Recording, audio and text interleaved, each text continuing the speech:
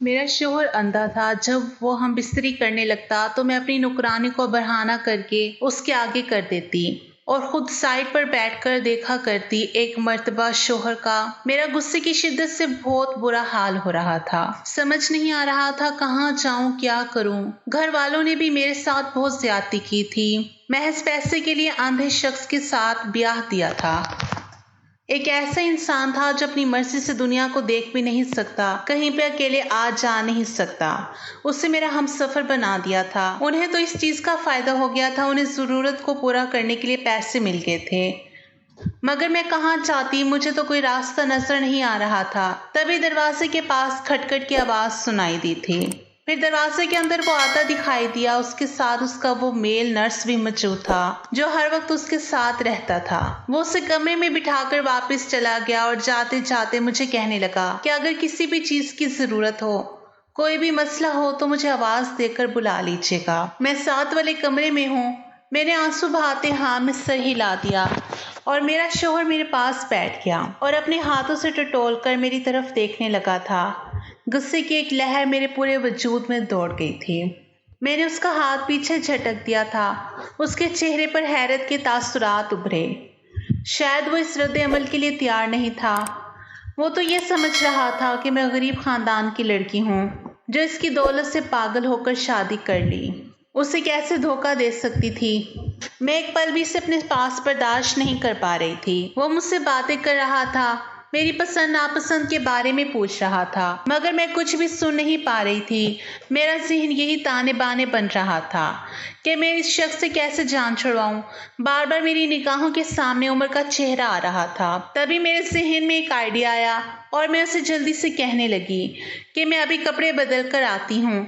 इतने हैवी कपड़ों की वजह से थक गई हूँ। आप इतनी देर में आराम कर लें। उसे बिस्तर पर लिटाकर मैं ड्रेसिंग रूम में कपड़े बदल कर कमरे से बाहर निकल आई थी। अब मुझे समझ नहीं आ रही थी कि मैं इस मुलाजिमा को कहाँ पर ढूंढूं जो इस घर में मुस्तकिल रहती थी और जिसने मुझे आते साथ ही अपनी मजबूरियों की लंबी लंबी दास्तान सुना दी थी। और अब मैं सोच रही थी कि इसकी मजबूरियों को क्यों ना अपने फायदे के लिए इस्तेमाल करूं। मैं बाहर निकल आई। सामने ही एक तरफ मुलाजमीन और सामने ही चौकीदार था। वो मुझे देखकर हैरान रह गए। बेगम साहिबा, आप इस वक्त बाहर क्या कर रही हैं? आपको कोई काम था? मैंने उससे कहा कि मुझे नूरी से बात करनी है। कहाँ है वो? इसे बुला दो। तभी चौकीदार नूरी को बुलाकर लाया। वो शायद सो रही थी। हैरान नजरों से मुझे देखने लगी। कुछ चाहिए था बेगम साहिबा? मैं उसका हाथ पकड़कर लाउंज में ले आई और अपने हाथ में पहनी हुई एक कीमती सोने की अंगूठी उसके हाथ में रख दी जो बरी में मेरे शौहर ने मेरे लिए जेवरात के साथ भिजवाई थी। मुझे वो बहुत पसंद आई थी, मगर अब जो मैं करने जा रही थी, पसंदीदा चीजों की कुर्बानी देना इतना मुश्किल नहीं लग रहा था। मैंने नूरी को कहा कि तुमसे मुझे काम है और अगर तुम मेरा वो काम कर दो तो मैं इससे ज्यादा तुम्हें पैसे दूंगी। तुमने कहा था कि तुम्हारी बेटी बीमार है, इसके इलाज के लिए तुम्हें पैसे चाहिए। वह हैरान नजरों से मुझे देखने लगी। मैंने उससे कहा कि मैं तुम्हारी बेटी का इलाज भी करवा दूंगी और तुम्हारी तमाम जरूरियात को भी मैं पूरा कर दूंगी, बस तुम्हें मेरा काम करना होगा। जब मैंने उसे ये बात बताई तो वह हक्का बक्का रह गई। फिर वो कानों को हाथ लगाने लगी। मेरे बंदे को अगर ये पता चल गया तो न जाने क्या होगा। बीबी जी, आप ऐसा मत करें। मगर मैंने उसे बाजू से पकड़कर झंझोड़ दिया और उससे कहने लगी कि तो फिर मैं तुम पर चोरी का इल्जाम लगाकर तुम्हें घर से बाहर निकलवा दूंगी। वो फटी फटी आंखों से मेरे चेहरे की तरफ देखने लगी। उसके पास कोई चारा नहीं रहा था कि वो मेरी बात मान ले। तभी वो सर झुकाए मेरे साथ कमरे में चली गई। उसे मैं अपनी जगह पर बिस्तर पर लिटाकर खुद कमरे से बाहर निकल आई और तकरीबन 1 घंटे के बाद वो कमरे से शकस्ता अंदाज में निकली तो खुशी की एक लहर मेरे पूरे वजूद में दौड़ने लगी थी। मैंने उसका शुक्रिया अदा किया और वो झुकी नजरों के साथ वहां से चली गई। वो बहुत गरीब थी मगर बगैरत नहीं थी। मजबूरी की वजह से उसे ये काम करना पड़ा था। मैं जब कमरे में आई तो मेरा शौहर सो रहा था। मैं भी एक जगह पे लेट गई और सोचने लगी कि बर वक्त मेरे दिमाग ने काम कर लिया, वरना इस शख्स को बर्दाश्त करना मेरे लिए मुमकिन नहीं था। वो मुझसे बहुत अच्छे तरीके से बात करता, मेरा बहुत ख्याल रखता, मुझसे बहुत मोहब्बत करता था, मगर उसे देखकर एक नफरत का एहसास मेरे पूरे वजूद में छा जाता और मुझे सख्त नागवारी का एहसास होने लगता था। मेरा तो दोबारा अपनी अम्मी अबू से बात करने का दिल ही नहीं कर रहा था। जो कुछ उन्होंने मेरे साथ किया था उसके बाद मैं वापस जाने पर तैयार नहीं थी। फिर एक दिन अम्मी खुद आ गई और रोते हुए मुझे गले लगा लिया और शिकवा करने लगी कि तुम इतने दिन से एक बार भी मिलने के लिए नहीं आई। अम्मी की बात सुनकर मेरा दिल फिर से भर आया। तभी मेरा शौहर कहने लगा कि तुम इनके साथ कुछ दिन के लिए चली जाओ। यूं मैं अम्मी के साथ रहने के लिए आ गई। और फिर एक दिन मेरी उमर से मुलाकात हुई थी। उसको देखकर मेरी पुरानी मोहब्बत बेदार हो गई। उसने भी एक शिकवा को नजर मुझ पर डाली और दोबारा से वो अपने काम में मसरूफ हो गया था। वो उस वक्त छत पर पतंग उड़ा रहा था। काफी देर तक उसे नजरअंदाज करने की कोशिश की, मगर जब खुद पर काबू ना पा सकी तो बिल आखिर में दिल के हाथों मजबूर होकर उसकी तरफ मुखातिब हो बैठी थी। और फिर उसकी शिकवे भरी बातें सुनकर मुझे अंदाजा हो गया कि वो बहुत दुखी है। इससे ज्यादा तो मैं दुखी थी। इस सब में मेरा कोई कसूर भी नहीं था। उसके चेहरे की तरफ देखते हुए मेरे ज़हन में वो घिनौना ख्याल आया और मैं सोचने लगी कि इस ख्याल को तकमील तक कैसे पहुंच जाऊं। घर आने के बाद मैंने अपने मंसूबे पर अमल दरामद करना शुरू कर दिया। वो मुलाजमा अपनी मजबूरी की वजह से मेरी बात मानने पर मजबूर थी। उसकी तरफ से तो मुझे इत्मीनान था कि वो ये बात किसी को नहीं बता सकती। दूसरी तरफ अली, जो मेरे शोहर का चमचा था, उसका बहुत ज्यादा मुखलिस था, हर बात उससे बताता था। उसे रास्ते से हटाने के लिए फिर मैंने ये मंसूबा बनाया। आधी रात को फोन करके मैंने उससे कमरे में ये कहकर बुलाया कि मेरे शोहर की तबीयत खराब है। वो फौरन से कमरे में आ गया। तब मैं चीखने लगी, शोर मचाने लगी। मेरा शोहर भी हड़बड़ा कर उठ बैठा और जब मुझसे रोने का सबब पूछा तो मैं उससे कहने लगी कि अली ने मेरे साथ बदतमीजी करने की कोशिश की है। अली ये सुनकर परेशान हो गया था। उसने अपनी सफाई देने की बहुत कोशिश की, मगर मेरे शौहर ने वही सुना जो मैंने उससे सुनाया था और वही देखा जो मैं उससे दिखा रही थी, और उसने फिर अली को उस नौकरी से निकाल दिया था। अली ने बेगुनाही साबित करने की बहुत कोशिश की, मगर उसे बिल्कुल भी इसमें कामयाबी हासिल नहीं हुई थी। और अब सोचे समझे प्लान के तहत मैंने अपने शौहर को कहा कि मेरा दूर का कजन है, वैसे भी इसे नौकरी की तलाश है और वो आपके साथ रहेगा, आपका ख्याल भी रखेगा। यह सुनकर मेरे शौहर कहने लगे कि अगर तुम कह रही हो तो सही होगा। यूं भी तुमसे ज्यादा मेरे साथ और कौन मुखलिस हो सकता है। उनकी बात सुनकर एक पल को मैं शर्मिंदगी की गहराइयों में डूब गई थी कि मैं उनके साथ क्या कर रही थी और उनके मेरे बारे में कैसे जज्बात थे। मगर मैंने अपने जज्बात को सुला दिया था और फिर मेरे उमर को घर में बुला लिया था। उसे अली की जगह दे दी थी और वो भी मेरी वजह से ये काम करने पर तैयार हो गया था। यूं भी ये इतना बड़ा घर था, यहाँ पर वो आराम से रह रहा था। उसे किसी चीज की कोई कमी नहीं थी और यहाँ पर उसे मेरी कुर्बत भी मयस्सर थी। हम दोनों ही बहुत खुश थे, कामयाबी से खेल खेल रहे थे। मैं अपनी मुलाजमा को अपने कमरे में बुला लेती थी और खुद उमर के कमरे में चली जाती थी। सब कुछ मेरी मर्जी के मुताबिक हो रहा था। एक दिन मेरे शौहर कहने लगे कि मैं काम के सिलसिले में मुल्क से बाहर जाना चाहता हूँ। ये सुनकर मैं बुखला गई कि अगर वो मुल्क से बाहर जाएंगे तो उमर भी तो उनके साथ जाएगा और उमर के बगैर मैं कैसे रह सकती हूँ। तभी बातों बातों में मैंने उनसे पूछा कि आप अपने साथ किसको लेकर जाएंगे, आपका ख्याल रखने के लिए भी कोई होना चाहिए। वो कहने लगे कि मेरे साथ मेरा दोस्त जा रहा है, वो मेरा ख्याल रखेगा। उनकी बात सुनकर मैं मुतमईन हो गई। मुझे भला इस बात पर क्या इतराज हो सकता था। वो फिर मुल्क से बाहर चले गए थे। ये कुछ दिन मैंने बहुत भरपूर अंदाज में गुजारे थे। अपने शौहर के पैसे का इस्तेमाल करते हुए मैं उमर के साथ ऐश कर रही थी। पूरे पाकिस्तान में वो जगह हैं जहाँ पर मैं वैसे जाने का तस्वुर भी नहीं कर सकती थी। इन सब जगहों पर ना सिर्फ हम दोनों घूमने के लिए गए थे, बल्कि हम दोनों ने बहुत ज्यादा एंजॉय किया था। जिंदगी में आने वाले ये लम्हात हम लोगों ने भरपूर तरीके से गुजारे थे। हम दोनों ही बहुत खुश थे। और फिर कुछ दिनों के बाद जब मेरा शौहर घर आ गया तो वो पहले से बदला हुआ लग रहा था। उन्होंने मुझसे उसी अंदाज में ही बात की थी, मगर फिर भी उनका लहजा बदला हुआ था। दिखने में भी वो पहले से ज्यादा सेहतमंद हो गए थे। उनके चेहरे पर भी संजीदगी तारी थी। और रात को फिर हस्बे मामूल मैंने मुलाजमा को अपने कमरे में बुला लिया, फिर खुद उमर के कमरे में चली गई। मुझे उसके कमरे में गए हुए थोड़ी ही देर गुजरी थी जब एकदम दरवाजा खुला और कमरे की लाइट ऑन होगी। और जब मैंने पीछे मुड़कर देखा तो मैंने जब आंखें खोली तो घर में गुर्बत का माहौल देखा था। सारी जिंदगी हर चीज के लिए तरसते हुए गुजारी थी। घर में अम्मी अबू के अलावा हम 8 बहन भाई थे। मैं बहन भाइयों में सबसे बड़ी थी। यूं घर के काम काज की जिम्मेदारियां मुझ पर ही थी। बाकी बहन भाइयों को छोटा होने की वजह से फिर भी रियायत मिल जाया करती थी। अम्मी को भी मेरी हरकतों पर काफी ज्यादा एतराज रहता था। उन्हें मेरी सहेलियों के घर आने जाने पर एतराज होता, ज्यादा वक्त छत पर गुजारने पर, गर्ज ये कि बहुत सारी बातों पर एतराज जिन्हें मैं एक कान से सुनकर दूसरे कान से निकाल दिया करती थी। मुझे ऐसा लगता था जैसे अम्मा हम बहन भाइयों से मोहब्बत नहीं करती, उन्होंने बस हमें पैदा करके दुनिया में लाने की जिम्मेदारी ही निभाई है। मैं ऐसा सिर्फ सोच सकती थी, अम्मा के सामने ऐसा कह नहीं सकती थी क्योंकि वो चप्पल उतार कर मारते हुए देर नहीं लगाती थी। कमाने वाले सिर्फ अब्बा ही थे, तीनों भाई बहुत छोटे थे। ऐसे में घर में ज्यादातर दाल सब्जी ही पकती थी। कभी कभी तो घर में फाके की नौबत भी आ जाती थी। हमें अच्छा खाना महीनों बाद ही नसीब होता था। उमर मेरी जिंदगी में बाहर की मानद आया था। वो लोग कुछ टाइम पहले ही इस मोहल्ले में आकर आबाद हुए थे। ये घर उन्होंने किराए पर लिया हुआ था और वो हमसे भी ज्यादा गए गुजरे थे। हम एक फायदा था कि कच्चा पक्का ही सही मगर घर हमारा अपना था। मगर वो लोग तो बेचारे अपने घर से भी महरूम थे। उमर की कोई नौकरी भी नहीं थी। वो सारा दिन दोस्तों के साथ यहाँ वहाँ घूमता फिरता रहता था। हम दोनों ही एक दूसरे को पसंद करते थे, शादी करना चाहते थे। जब उमर ने मेरे लिए रिश्ता भिजवाया तो अम्मा अब्बा ने ये कहकर रिश्ता उसी वक्त मना कर दिया कि लड़के की चाल चलन ठीक नहीं है और ना ही वो कोई नौकरी करता है।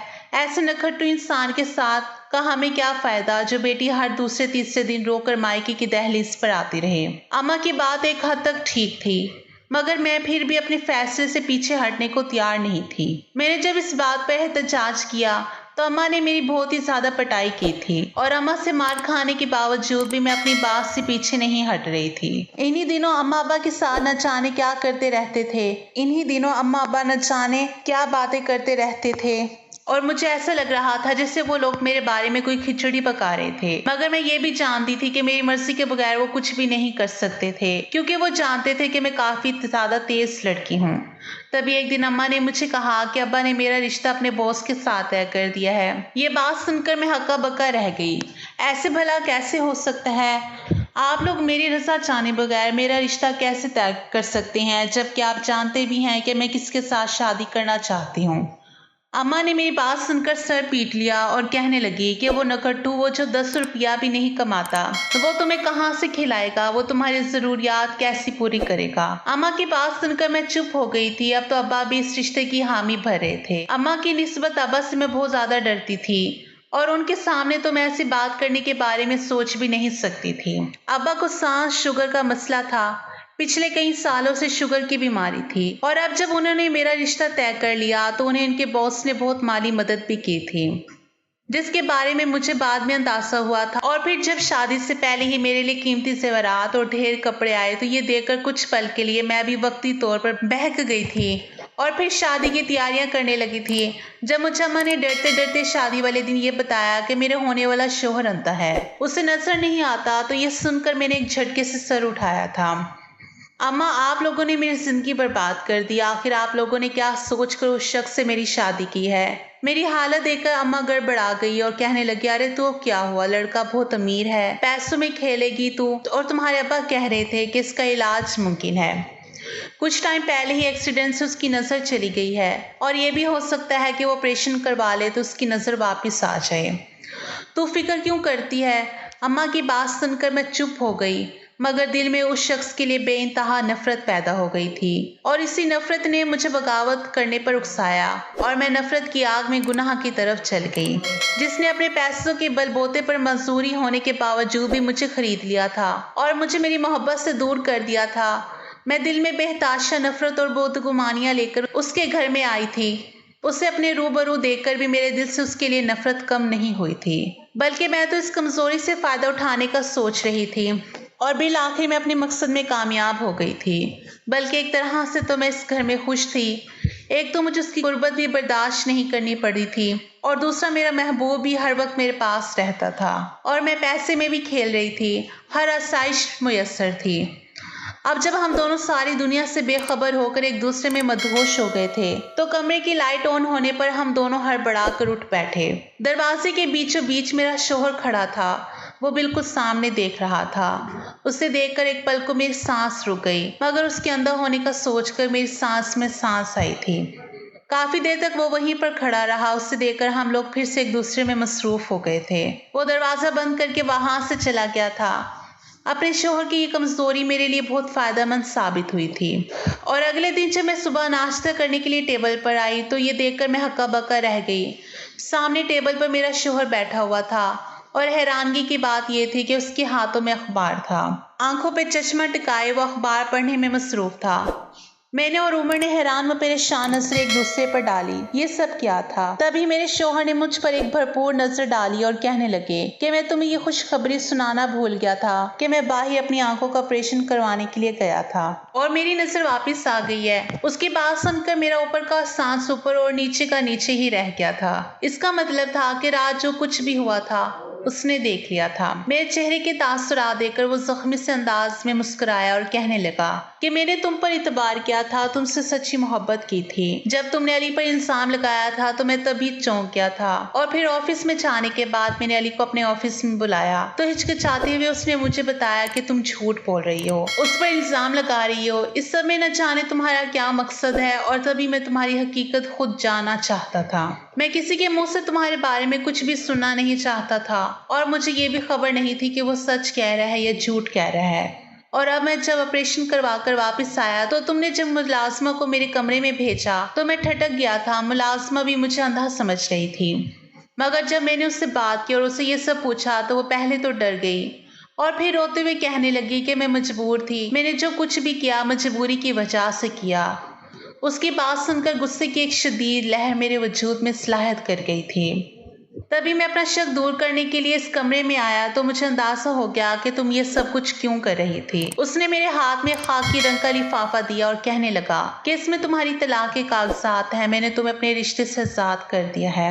मैंने बेयकीनी से नजर उस पर डाली थी। उसने तो मुझे माफी मांगने का मौका भी नहीं दिया था और फैसला सुना दिया।